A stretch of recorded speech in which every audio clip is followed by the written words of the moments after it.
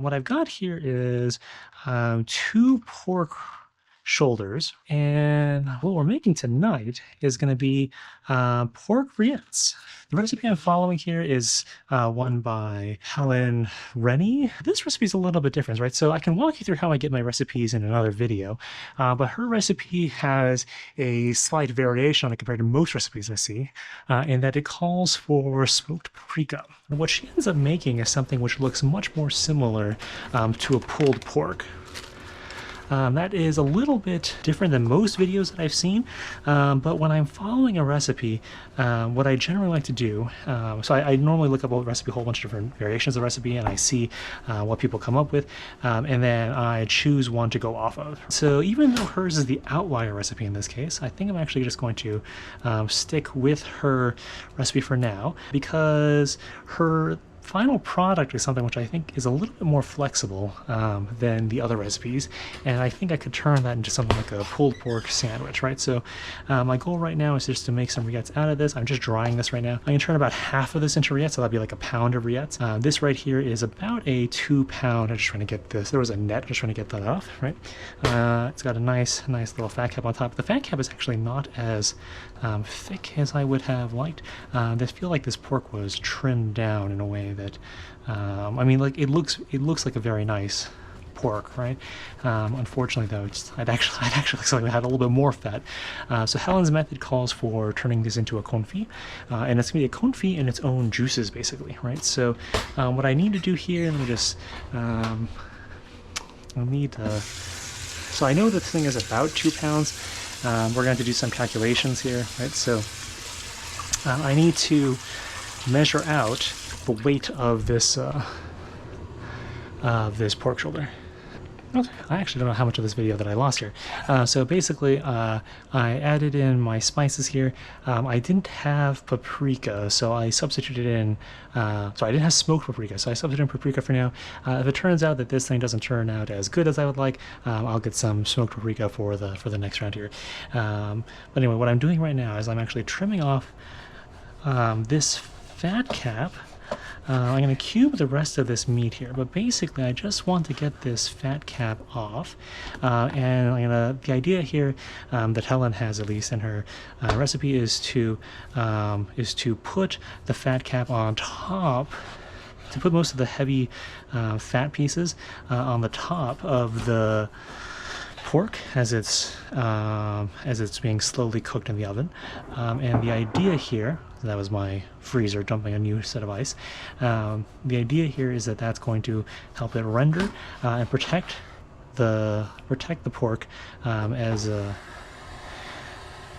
the heat of the oven, right? So that'll cause all the fat to come rendering down. The fat will baste everything basically as it descends down the descends on the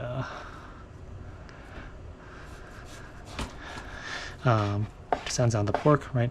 And that'll help cook everything, and hopefully we'll get a nice generous puddle of fat down at the bottom. Right, so I'm just cutting this up into rough chunks, right? This is all eventually going to be torn apart later on, so it doesn't necessarily, we don't really need to make this super fine here. So this is actually a decent chunk of fat. Let me just cut this off here, and I'm probably going to be roasted for my how I have the cutting board set up right now. I'm sorry. I got this nice decent chunk of fat. What I'm going to do is I'm just going to score that one. Do I have any other nice chunks of fat? Yeah, this is a pretty nice chunk of fat. And this one actually goes quite deep here. So what I'm actually going to do is I'm just going to poke this once this way, poke this once.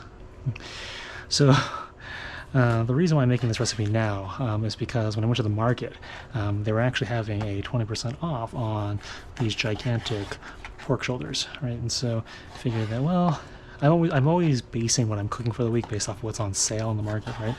What I could do in another video is just show you guys how I end up choosing what to cook for the week. Okay, so I'm just gonna lightly toss this, make sure that this kind of just gets all over the place here. Right, because of the way we're cooking this, I don't think it's super important that we get like all the spices evenly distributed all across this thing, right? Eventually this is basically going to become like a mash, if you will, right? So all the flavors are going to be in there in the end, and eventually this is going to release all its like a bunch of juices, right? And so that's going to help distribute the seasonings more evenly. So this is looking good. Helen suggested adding in all the herbs right now. I don't really think that's necessary at this stage, right? So I'll add those in at another point in the recipe, right? So let me just go ahead and get this cleaned up, and I'll put this. Actually, I'm just going to put this in Saran wrap, and I'm going to cover this in Saran wrap, put this in the fridge, and we will check back in with this tomorrow afternoon. Alrighty, so what we're doing now is we are picking up where we left off with the pork, right? So the pork has been marinating for the past, I don't call it really a marinade, but it's been sitting in these spices for the past like, I don't know, 12 hours or so, and we're finally ready to get this going, right? So I have the oven preheating right now to 300. It should take maybe, I don't know, 5-10 minutes to get that set up. And in the meantime, what I'm going to do is I'm going to prep the other aromatics that I need, right? So things that I have consistently seen called for are shallots and garlic, right? So the last month or so, I have not been able to find whole shallots in the market. I don't know why exactly. I guess it's possible they just moved to a place that I am not used to. Oops, I'll use that first. I don't know where else they could be here, right? So I generally have been shopping at Whole Foods lately, and it's not with the garlic and the onions and the potatoes and that whole section that it usually is. But anyway, they have these pre-peeled shallot stems, or shallots I should say, that are in like the prepped food section, so where all the other cut vegetables are, right? And so what I'm just going to do here is I'm just going to slice these pole to pole.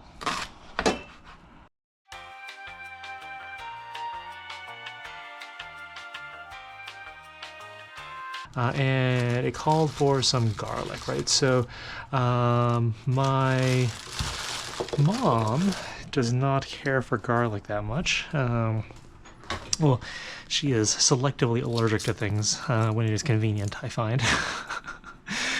So it's like, oh, I'm allergic to garlic. But then we go to have garlic bread. It's like, oh, this garlic bread is so delicious. So yes, she is a little bit finicky when it comes to food. Anyway, I think I've consistently seen recipes call for garlic in this thing, and I've consistently seen them call for just peeled garlic, right? So no crushing necessary. I mean, I'm guessing what's happening here is that because we're cooking this thing for such a long time, right, the garlic is going to become fully utilized, basically. So that's just one head of garlic, which I feel like is a minuscule amount for this amount of pork, so I'm actually going to get a few more. Helen calls for a whole head of garlic, and on the other hand, like that seems a bit excessive to me, so I'm not going to go that far here.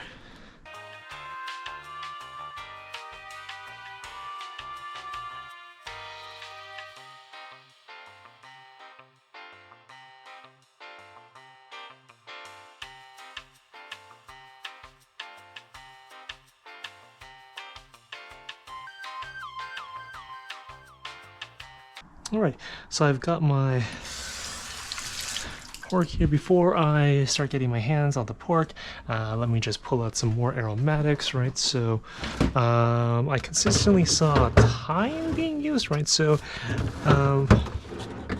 I will be honest, I have never had very much luck keeping fresh herbs around, right? I find that I'm often just like wasting them. And so my workaround for this is that I often just buy these poultry herbs, right? Because this contains thyme, rosemary, and some sage, right? And that tends to be plenty useful for most things that I'm working with. Like look at how much time this thing comes with, right? So and this way, like I'm not buying like multiple packs of herbs, and these things tend to last quite a long time. I don't think I want anything else with this. I think I want this and some bay leaves.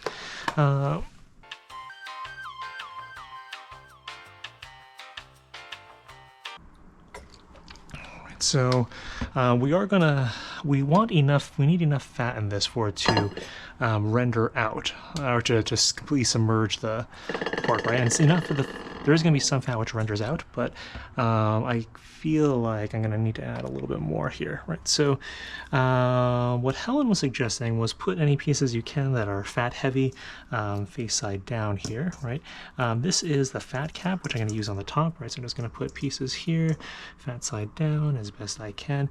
And so I opted to use a smaller amount of pork than Helen was using, right?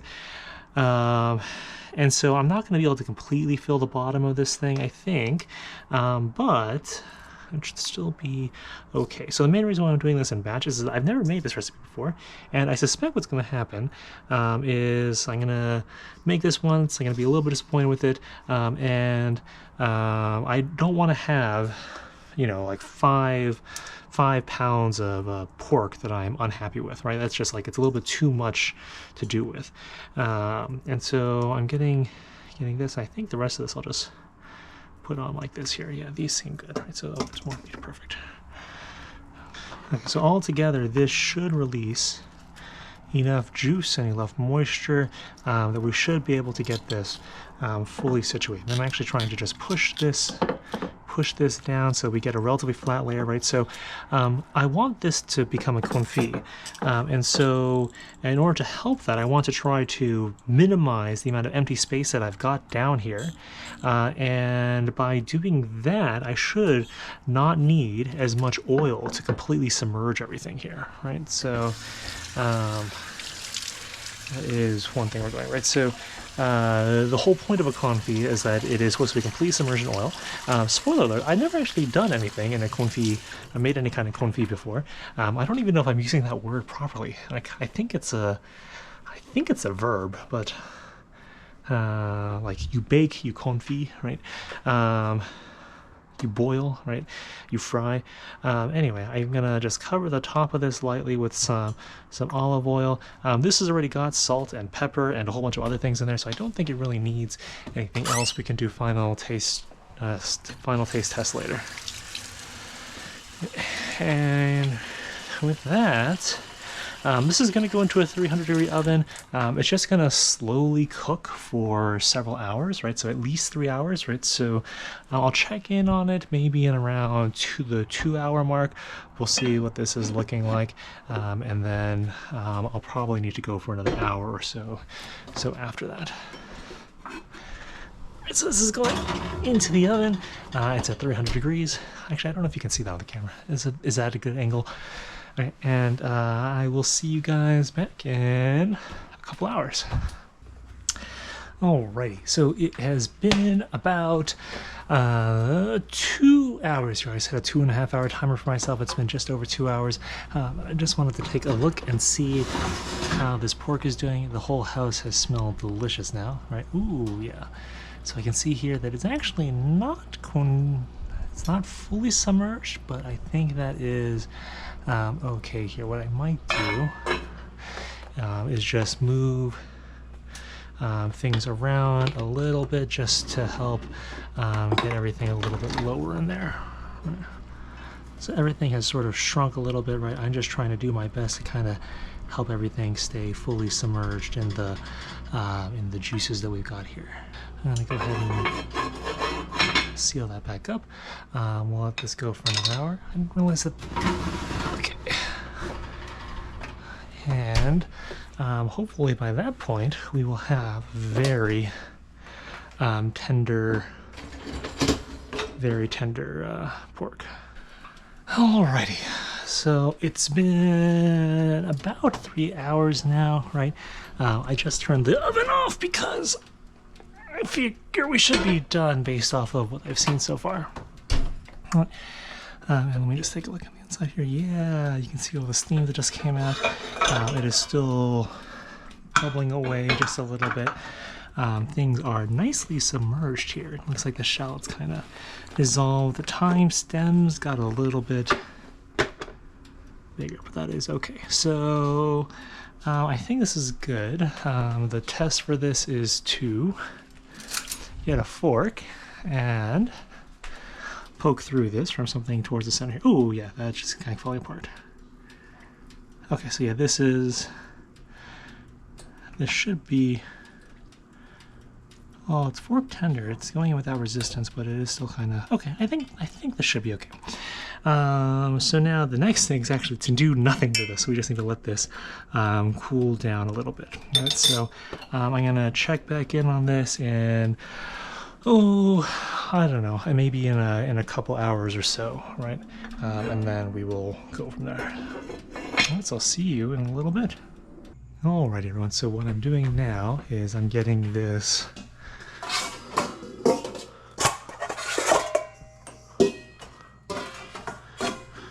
pork mixture ready. Right? So what I need to do here is separate out some of the pork so that I can make this into rillettes, right? So I'm gonna do the same thing that I did for the first batch. I'm gonna just pull out some of the solids here and then start getting, start separating out the liquid, the oil from the juices.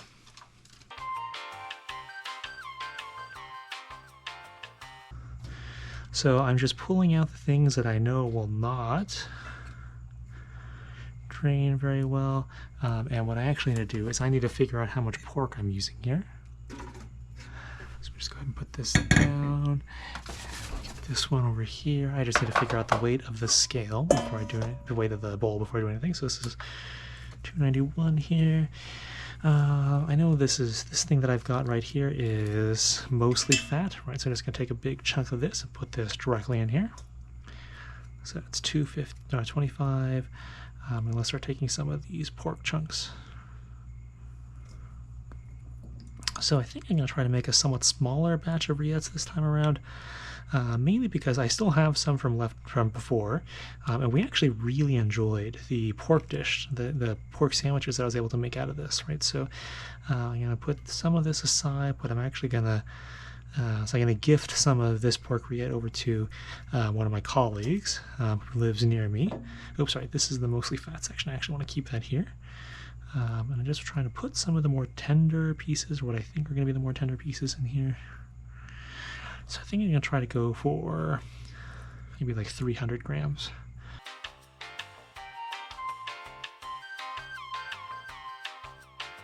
I think this is good. Okay, and so what I need to do now is start straining out the rest of this here, right? And so I want to save this, most of these solids here. These solids were quite good. What I did before was I turned these into a pork sandwich, basically, right? So I put these into a cast iron pan per Helen's suggestion. We sauteed these until they were crispy, and then I put that on some bread, and that was actually quite delicious. I think everyone here has been looking forward to having that again in the near future, right? So I'm gonna transfer this over.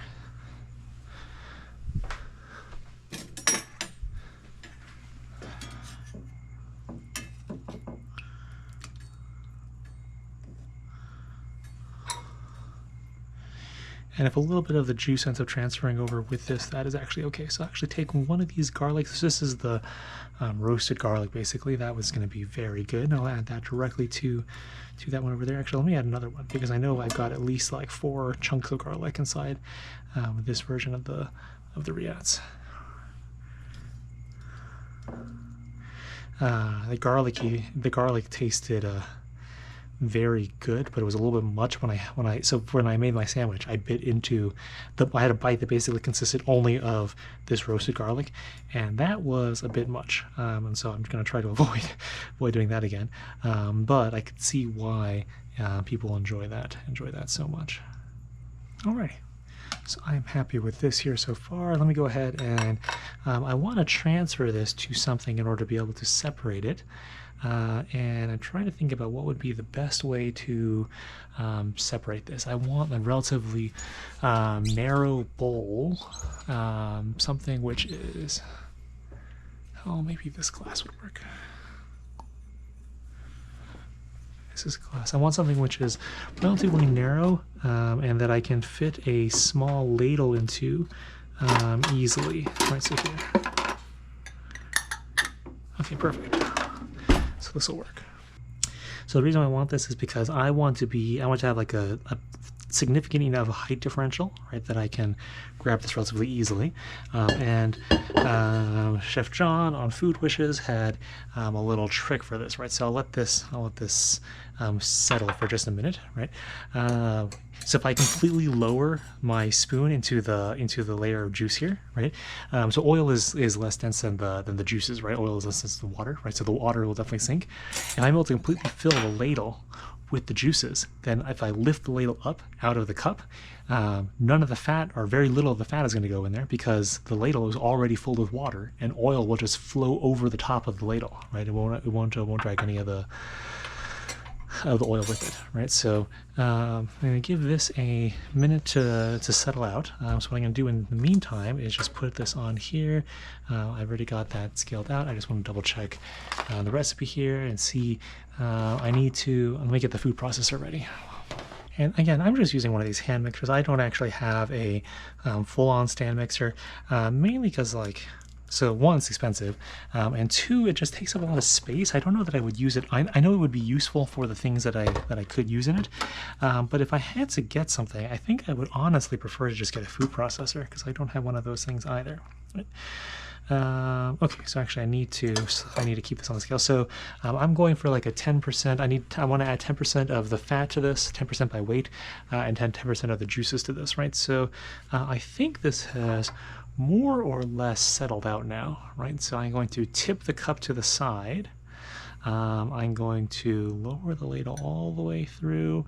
I'm hoping that I've got so you see how the edge of my ladle is below the fat line, right? And so in theory, if I lift this thing up, yeah, I've got a ladle full of basically just juices, right? I got a little bit of fat in here, but that's okay. Right, so let me pull this off to the side here. Let me just pour this. I want to get to like 340-ish. And let me add in about, I wanted to add about like 30 grams of fat to this. Takes it to like 370-ish. And remember that oil is less dense than water, right? So a ladle full of oil is not going to have the same weight as a ladle full of juices, right? So here it looks like I'm using a lot more oil, and I sort of am, but I'm using a lot more by volume. And here we're going by weight. Okay, so I think that should be good, right? So let's go ahead and set this here. Okay, and I think set, right, so let's start mixing here. And I'm trying to go at a relatively low speed here. This is the lowest it can go, but basically I'm trying to make sure that it doesn't just splatter all over the place. And right now I'm trying to use this food processor as like a drill to get into some of these bigger pieces. I can still see some pretty big strands of beef. I don't mean like long strands, but I can see like thick strands of beef in here occasionally, right? So like here, for example, I can see some pretty big strands. So I'm just trying to get these all broken up. I think this is going to take a couple more minutes. I'm going to stop this here. I'm going to get a little bit of a salt, or I'm going to pull out some salt. I think I'm going to need a little bit of salt based up what I had to do last time. Let me just try a little bit of this. Yeah, I think it definitely needs a little bit more salt.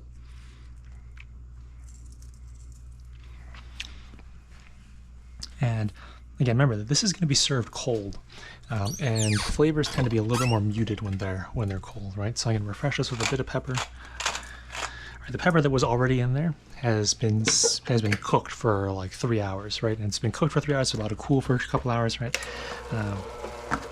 And while I'm doing this, I feel like it's a little bit drier than I was expecting. So let me just add on a little bit more fat here. I think what I probably should have done was let this run maybe like an extra half hour, just to make sure that everything was really tender, especially because it wasn't fully submerged, right? That was my other problem. I think, so if I make this again, I wouldn't bother doing this in batches. I think you really need to have a critical mass of like product to work with in order to make these rillettes, right? So this was like Helen in her video was using like 5 to 7 pounds, I think, whereas I was using like 2.5 pounds for each batch. And there was a comment on a Serious Eats article about how this is a type of recipe that gets easier as you're working in larger batches, and I can definitely see what they're referring to, right? So, but lessons learned for next time. Right? This isn't bad by any means. It's just not quite what I was expecting. So I think so similar to last time, right? Like I wasn't. So last time I wasn't really getting the. I wasn't really getting into a pasty consistency. This is sort of this. This will still spread, but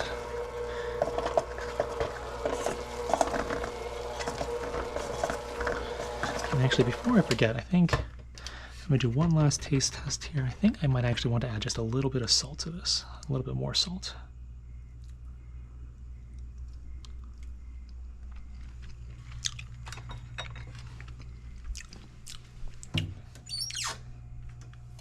Yeah, a little bit more. Okay. So this will be the final batch of mixing, and then we will be done for today.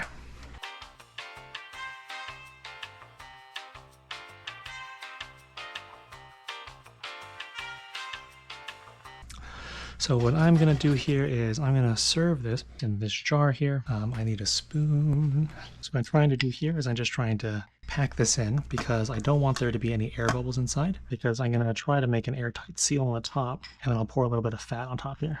So again, part of the reason why I'm giving my colleague most of this is because I actually have quite a bit of this leftover stuff from the previous batch that I made. So I'll save a little bit of it because I do want to do a taste test in the morning before I give this to him. But what I'm doing here is I'm just trying to seal across the top. So that is like a jar of pork, basically, which somehow when I say it that way, it sounds much less appetizing. So let me just go ahead and seal this off with some of the fat. So I'm just rolling it across the top here just to try to make sure that it is, there's a little bit of fat on top of the whole thing. And actually what I want to try to do is lower off this high point. Okay, this is good.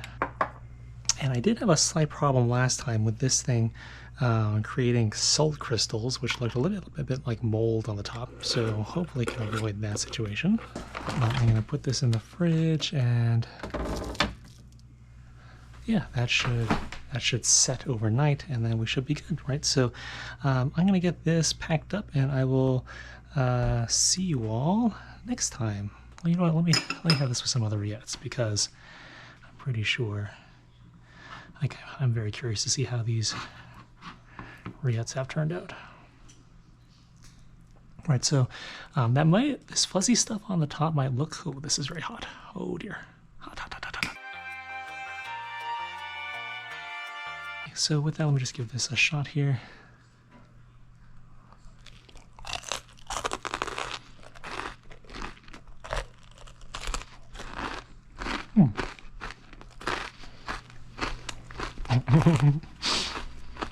I'm very happy with how this turned out. This is like rich, but not decadent. And it works well with the bread. I think I need something with a little bit of acid. I think I might having that with a little bit of jam, actually, a little bit of sweet, and a little bit of a tomato or something would work really well. Okay. So we're going to go ahead and have dinner, and I will see you all next time.